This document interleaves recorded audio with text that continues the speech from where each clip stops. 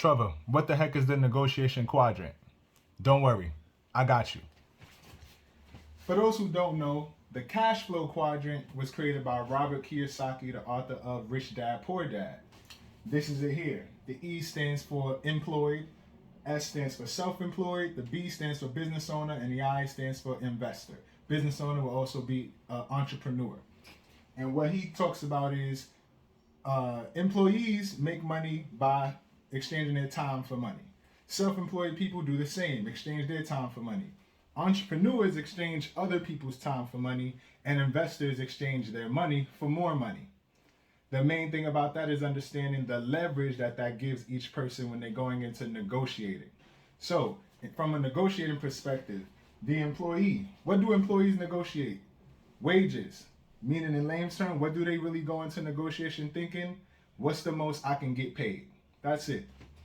Self-employed person, what do they negotiate? As a self-employed person, you should never be negotiating your prices. Your price is your price.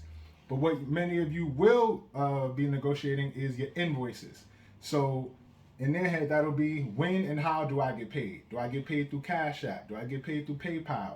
Will I let people DM me? More than likely, if you're self-employed, you'll just take a client any of those ways. You'll take them through PayPal, Cash App, DMs, your website, or whatever it takes, because you're all about getting the clients, right? Next is the business owner.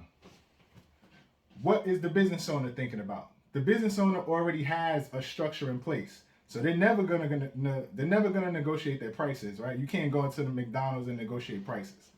They're also never gonna compromise their structure and their protocol. So you can't walk into McDonald's, say I got my own slice of cheese, so don't charge me for the amount of cheese that's gonna go on it, because they'll tell you, listen, this cheeseburger comes with cheese.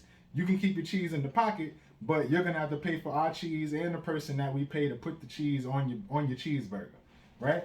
So really all they're thinking about is who gets paid with me and who do I get paid with. So business owners and entrepreneurs are gonna negotiate partnerships and collaborations. And lastly, you have the investor. Again, investors, they're not negotiating prices, they're not negotiating invoices, they're not negotiating partnerships. They're negotiating equity and royalties. That's it. How much do I own and how much am I getting paid every time a sale is made? So in essence, think about when you go to the stock market. You have all the leverage because you get to go there and literally decide who pays me. Who do I want to pay me? Who will I allow to pay me? You got Apple, you got Google, you got Amazon, you got Netflix, you got Microsoft, right? You get to literally choose.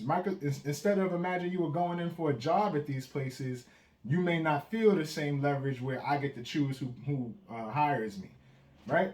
The key is here with the negotiation quadrant, at all times, no matter where you are living in this quadrant, you should be negotiating as the investor. How does that work? When you walk into a job interview, you should be sitting there interviewing the other person the same way they're interviewing you. Sitting there with the mindset of, I'm the one who gets to choose who pays me. If you don't pay me, I got a job that I already work at that's paying me. Or if you don't pay me, I got an interview next week for somebody else that'll pay me. If you don't pay me, I got stocks, bonds, equity, and real estate that'll pay me. If you don't pay me, I got business partners that every time they make a sale, I get paid. If you don't pay me, you know what I'm saying? You want to have that mindset at all times. Same thing when you're the self-employed person. You're negotiating with a client or another business for vending services of some sort. You sit there and you think to yourself, I get to choose who pays me. They don't get to choose how much or how they're going to pay me. I get to choose who pays me. You want to be my client? Okay, fill out this application and prove that you're worthy.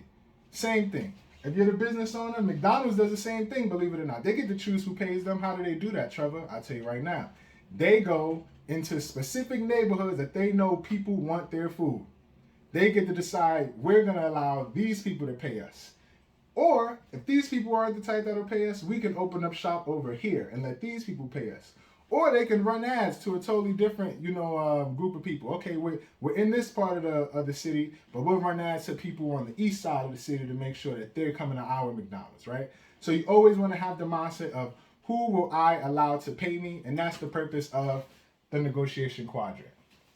Again, my name is Trevor Cassaberry, CEO of Cassaberry Consulting, and author of the For the Hustler book series. For more information on negotiating, whether you're an employee, self-employed, business owner, or investor, you can visit Cassaberry.com and take my free survey that'll show you your negotiation archetype, as well as the 5 biggest mistakes you make as a negotiator based on your personality.